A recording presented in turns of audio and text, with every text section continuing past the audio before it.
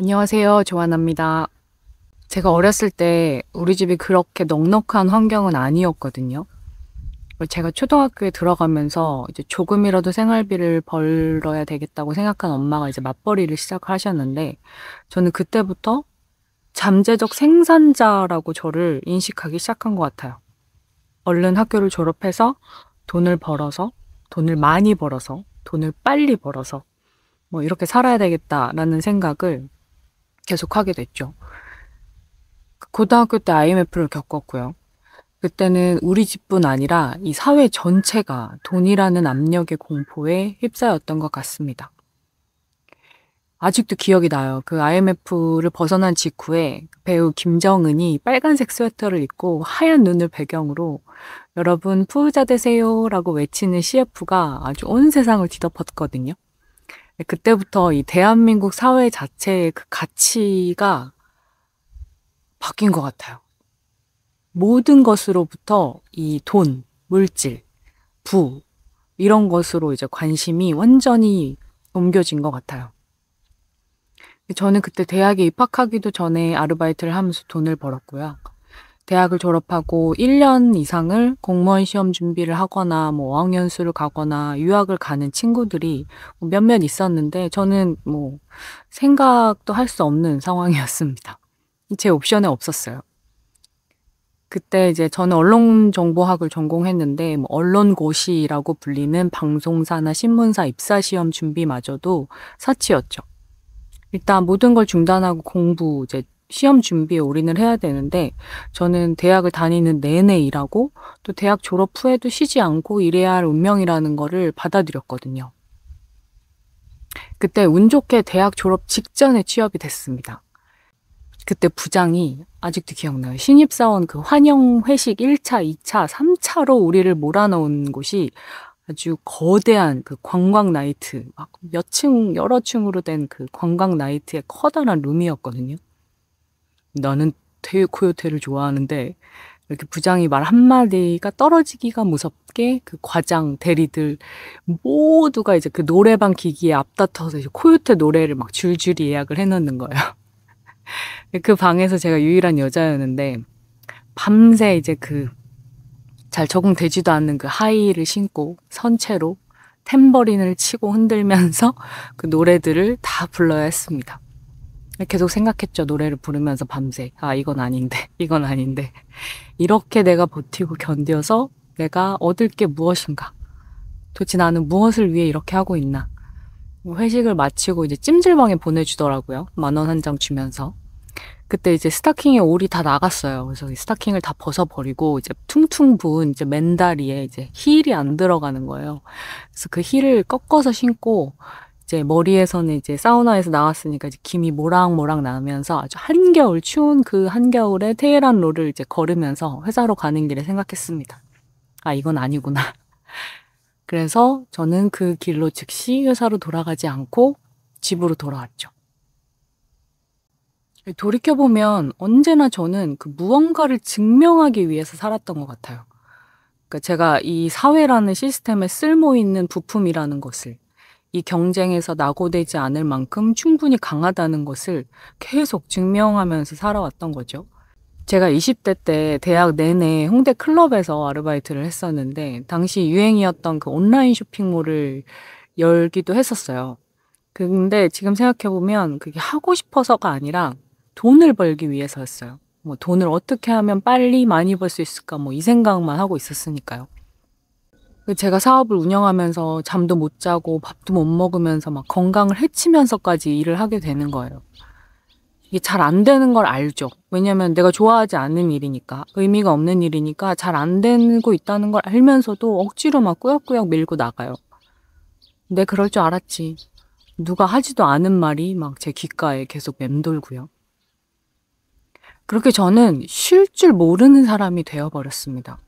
오랜 방황 끝에 마침내 제가 좋아하는 일을 찾아서 서울에서 잡지사 에디터가 되었지만 그 마감의 광풍이 지나간 뒤 찾아오는 그 탈진의 순간에도 제 뇌는 결코 멈추질 않아요. 이 소파에 쓰러져 있으면서도 머릿속으로는 다음 기사 아이템을 구상했고, 또 모처럼 얻은 휴가에서도 끊임없이 이메일을 확인하고 메시지를 확인하고 포토그래퍼들과 스타일리스트들과 연락하고 매니지먼트사와 연락하고 이러는 거예요. 굳이 그때 하지 않아도 되는 일이에요. 저에게 아무것도 하지 않는다는 것은 뭔가 나태하고 게으르다는 그 느낌이 있었고 뒤처진다는 느낌이었어요. 그리고 깊은 불안의 원천이었습니다. 쉬면서도 쉬지 못하는 혹은 쉬는 것에 죄책감을 느끼는 이 기이한 병은 비단 저만의 것이 아니었죠. 어쩌면 이 시대의 대한민국을 살아가는 우리 모두가 앓고 있는 이름 없는 전염병일지도 모른다는 생각을 했어요. 이 대한민국은 명실상부한 번아웃 사회죠. 끊임없는 노력을 미덕으로 삼고 잠시의 멈춤도 뒤처짐으로 여기는 이 허슬 컬처 속에서 수많은 이들이 극심한 소진과 무기력에 시달립니다. 이 세계보건기구는 번아웃의 핵심 증상을 다음 3가지로 정의했어요. 첫째, 에너지 고갈 및 소진입니다. 이는 정서적, 신체적 에너지가 모두 바닥난 상태를 의미하는데요. 아침에 눈을 뜨는 것부터가 고역이며 업무에 필요한 최소한의 정신적, 육체적 자원마저 고갈되어 극심한 무기력감을 느끼죠. 둘째는 직업에 대한 정신적 거리감이 증가하고 냉소주의가 짙어지는 거예요. 이는 자신의 일에 대한 부정적이고 냉소적인 태도가 만연해지는 상태를 말하는데요. 과거에는 열정과 의미를 부여했던 업무가 이제는 무의미하게 느껴지며 직장 동료나 고객과의 관계에서도 정서적으로 분리되고 또 방어적인 태도를 취하게 되죠. 이런 건 일종의 자기보호 기제인데 결과적으로는 개인을 직업적 환경으로부터 고립시킵니다. 요즘 한국 사람들이 이 온라인 세상에서 댓글 달고 이럴 때 굉장히 냉소주의가 아주 팽배하잖아요. 저는 이런 걸 보면서 정말 한국 사회의 이 사람들이 정말 번아웃에 많이 지쳐 있구나라는 생각을 하게 됐어요. 셋째로 직업적 효능감이 감소합니다. 이는 자신의 업무 수행 능력에 대한 자신감이 떨어지고 성취감을 느끼지 못하는 상태를 의미해요. 아무리 노력해도 제대로 된 결과가 나오지 않는다고 느끼면서 스스로가 무능하고 비효율적이라는 생각에 사로잡히죠. 결국 자존감의 붕괴나 자기 비하가 자기 혐오로까지 이어질 수 있습니다. 저처럼요. 이러한 번아웃은 갑자기 찾아오는 것이 아니라 점진적으로 조금씩 개인을 잠식합니다. 에델비히와 브로드스키가 제시한 모델에 따르면 개인은 초기의 열성 단계를 거쳐서 점차 흥미를 잃고 근무 조건 등 외적 보상에 집착하는 침체 단계로 들어서게 되죠.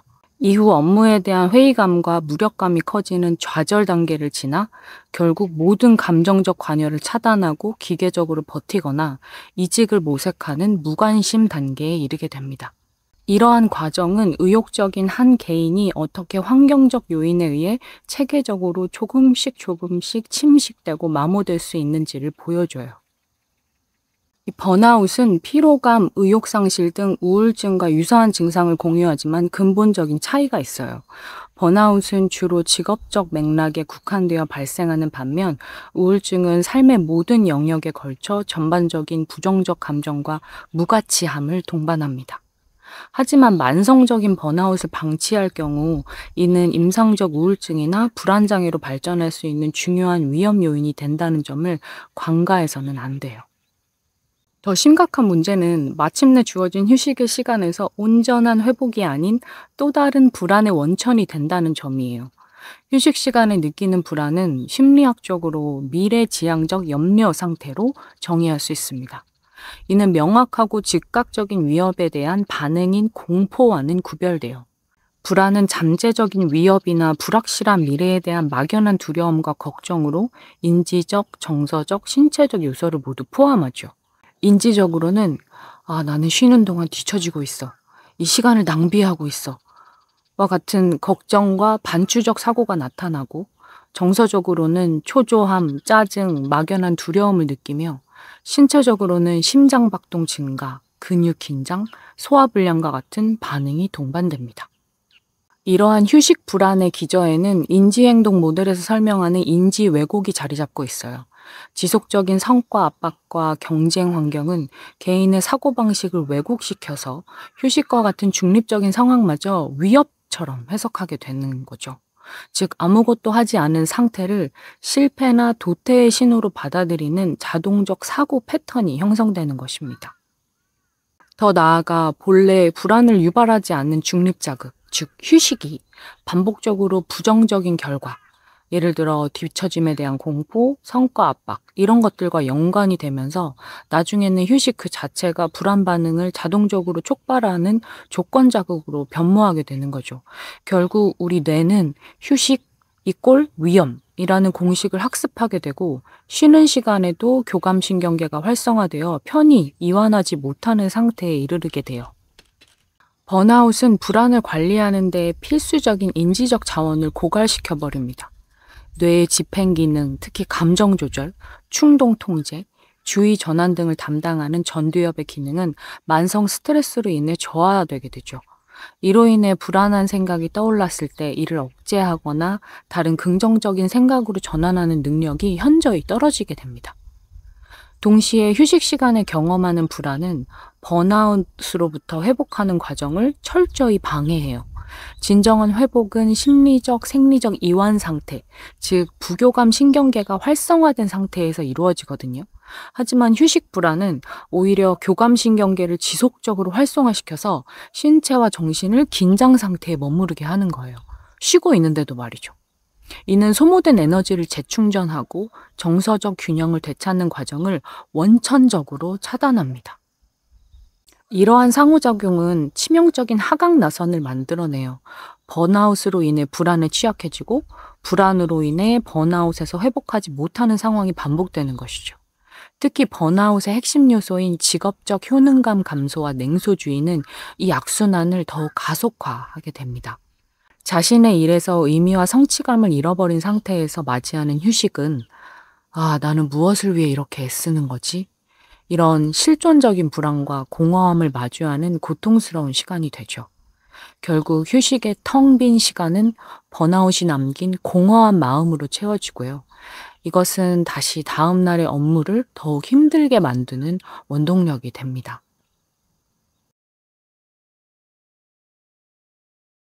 이 문제의 뿌리에는 그 전후 폐허에서 시작된 한국의 압축 성장이 남긴 깊은 상흔의 문화, 그리고 정서가 있어요.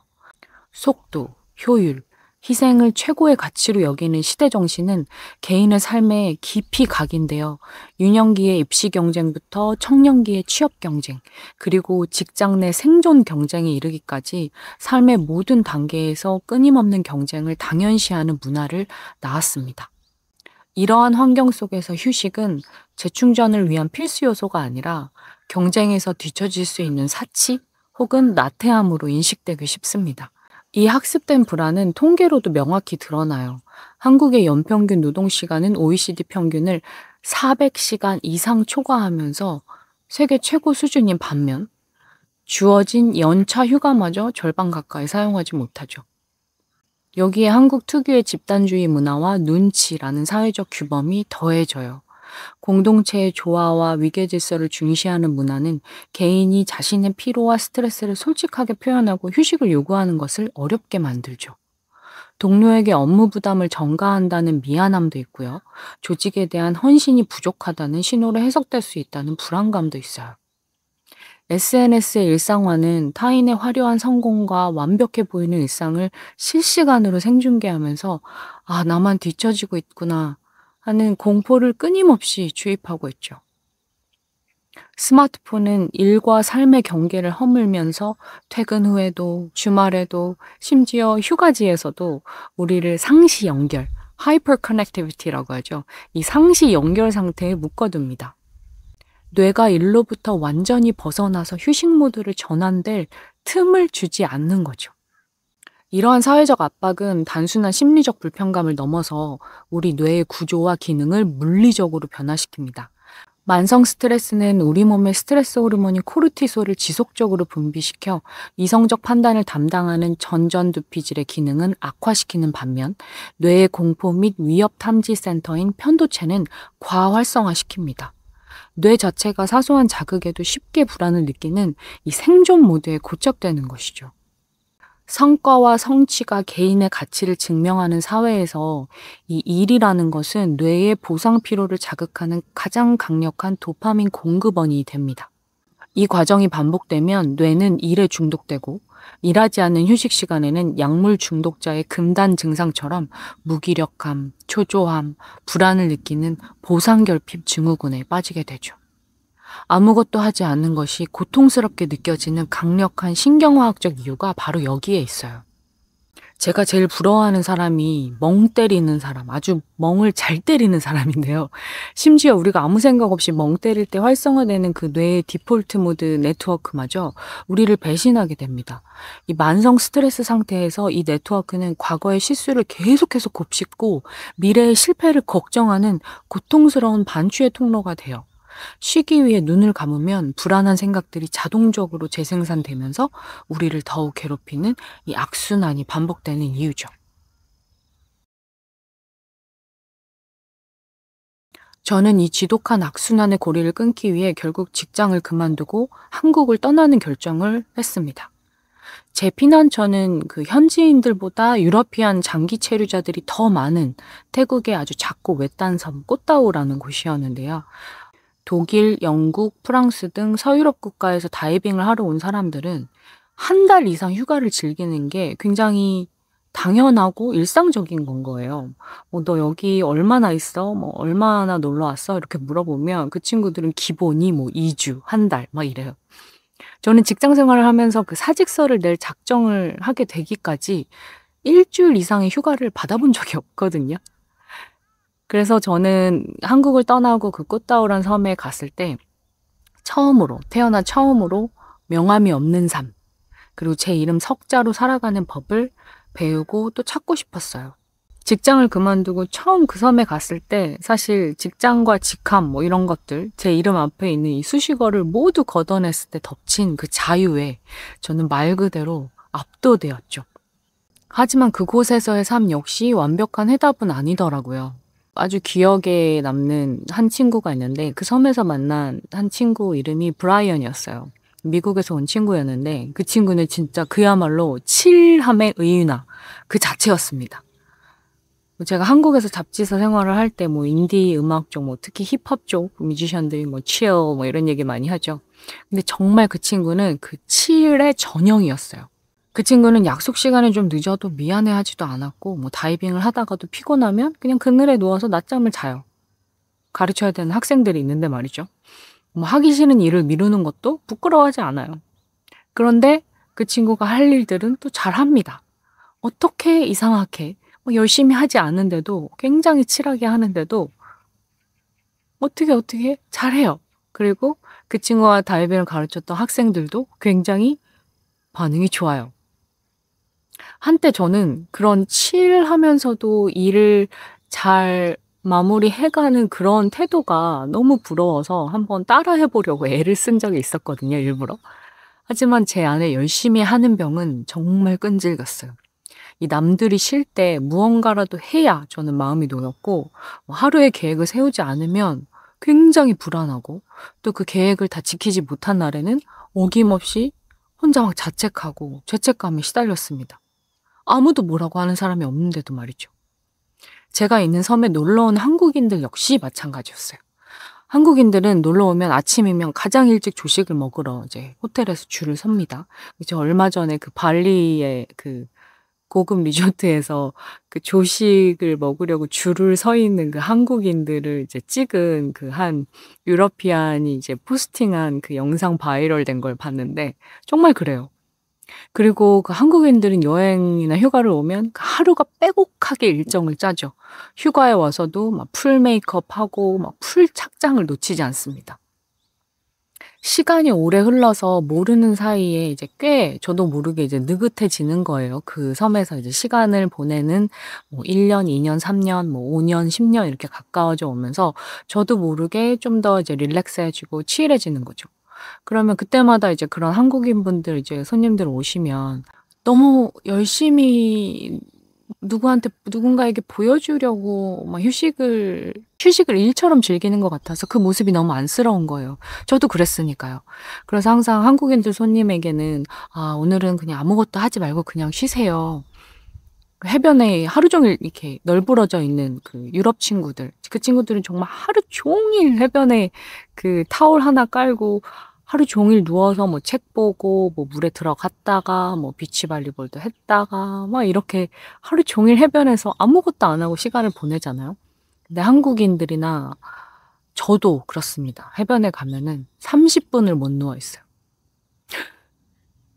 그때 다시 절감했죠. 이것은 수십 년간 우리 몸에 학습된 그 쉽게 바뀔 수 없는 그 DNA, 그리고 그 시스템에서 체득된 문화, 그리고 정서라는 것을요. 제가 거의 10년 가까이 그 꽃다우에서 다이빙 센터에서 그 다이빙 강사로 일할 때도 마찬가지였어요. 이 유럽 친구들은 조금만 몸과 마음이 불편해도 그냥 일을 나오지 않아요. 노동자의 권리라는 거죠. 그러니까 일을 하는 사람이 없으면 그 센터가 돌아가지 않는다고 이 친구들은 생각을 하기 때문에 내가 오늘 일을 하기 위한 상태가 아니다, 이러면 굉장히 당당하게 그 권리를 주장을 합니다. 그래서 뭐 다이빙 가기 지금 배는 기다리고 있는데 강사들이 안 나타나요. 그래서 전화를 연락을 해보면 오늘 뭐 별로 기분이 아니야. 뭐 아니면 오늘 조금 감기 기운이 있어. 아니면 심지어 뭐 어젯밤에 술을 너무 많이 먹었어. 뭐 이런 이야기를 하는 친구들도 있어요. 굉장히 떳떳하게요. 그들이 펑크낸 강습 스케줄을 메꾸기 위해 연락을 받자마자 달려나가는 게 누군지 아세요? 언제나 저였습니다. 다이빙 센터에서, 제가 일하던 다이빙 센터에서 저는 유일한 동양인이었거든요.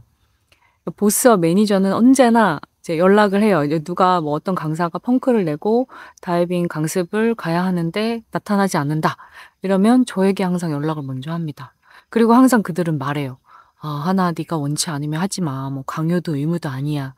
뭐 이렇게 말을 하지만 저는 정말 거의 10년 가까이 다이빙 강사로 일을 하면서 정말 죽도록 아파서, 정말 너무 아파서 침대 밖을 한 발자국도 나오지 못할 정도로 아픈 게 아니면 언제나 일을 했어요.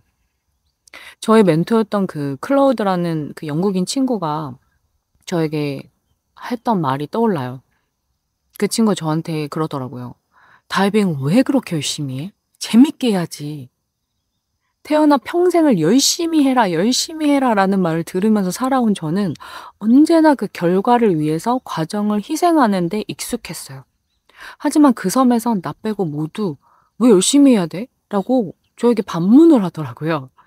살면서 지금껏 열심히라는 단어를 저는 한 번도 의심해 본 적이 없었는데 저에게 그들은 과정의 즐거움이야말로 삶의 본질이라고 말하고 있었던 거죠. 하지만 저는 마음처럼 열심히 하는 것을 멈출 수가 없었습니다. 그러니 해외에서 한국인이 한국에서 평소에 하던 일의 반만 해도 그 서양권, 서구권 사람들과 일하는 곳에서는 언제나 인정받을 수밖에 없는 거예요. 한국인들은 너무 성실하고 너무 열심히 하니까요. 결국 저는 파라다이스에서의 번아웃이라는 또 다른 역설과 마주해야 했어요. 그때 깨달았어요. 진정한 휴식은 장소의 문제가 아니라 태도의 문제라는 것을요. 어디서든 마음이 지옥이면 지옥이고 마음이 천국이면 천국이라는 것을요. 저는 그 경쟁 사회, 또 서로 막 압력을 주는 그런 한국 사회, 열심히 일해야 한다라는 것이 굉장히 높은 가치관이 된 사회, 돈이 최고, 물질이 최고라는 물질 만능주의가 팽배한 사회에서 도망치려고 이 태국의 외딴 섬 꽃다우라는 곳에 왔지만 여전히 제가 바뀌지 않는 한 그것도 결국 지옥이 될 수 있다는 거예요. 그때 제가 가끔씩 한국을 들러서 이제 친구들을 만나면 항상 친구들은 난 네가 제일 부럽다 이렇게 얘기를 하거든요. 그때마다 제가 이렇게 이야기를 하기 시작하더라고요. 여기 서울에서도 한국에서도 자신의 마음이 천국이면 이것도 천국이 될 수 있고 그 세상 사람들이 파라다이스라고 부르는 그 꽃다오라는 너무 예쁜 섬도 마음이 지옥이면 지옥이 될 수 있다고요. 제가 오랜 시간 동안 고민하고 또 방황하던 문제는 어디서 어떻게 쉴 것인가가 아니라 이 쉼이라는 것을, 이 휴식이라는 것을 어떻게 바라볼 것인가라는 그 태도와 시각의 전환에 있었다는 걸 깨달았습니다. 이 휴식이라는 것을 수행이 아닌 존재의 시간으로 재정의해야 한다고 생각해요. 우리는 모처럼 얻은 휴가를 조용히 쉬면서 보내기보다는 빡빡한 일정으로 해외여행을 가거나 수많은 활동을 계획하는 아주 강도 높은 휴가를 보내는 경향이 짙어요. 이것은 휴식마저도 SNS에 올릴 만한 일종의 성과로 여기는 이 한국 문화적 압박의 발현이기도 한 것 같아요. 그 기저에는 소중한 휴가를 낭비해서는 안 된다라는 강박이 깔려 있는 것 같습니다.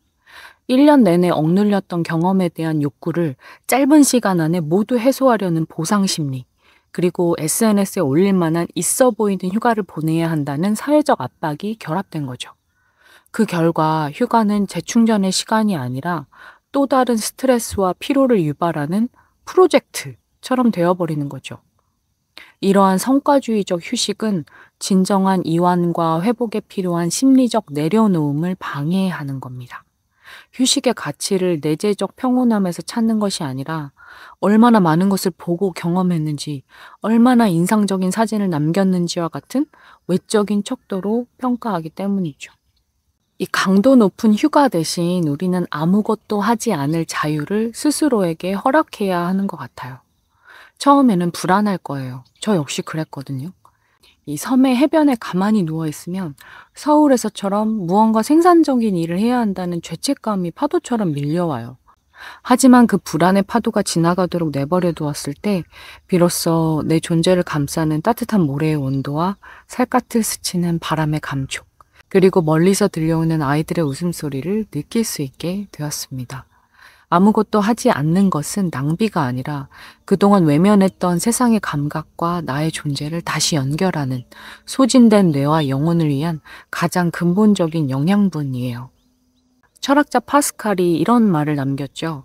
인간의 모든 불행은 단 한 가지, 고요한 방에 홀로 머물러 있지 못하는 데서 비롯된다. 그는 우리가 끊임없이 소음과 오락, 분주함 속으로 스스로를 내던지는 이유가 고요 속에서 마주해야만 하는 우리 자신의 공허함, 불안, 그리고 유한한 삶의 진실이 두렵기 때문이라고 말했어요.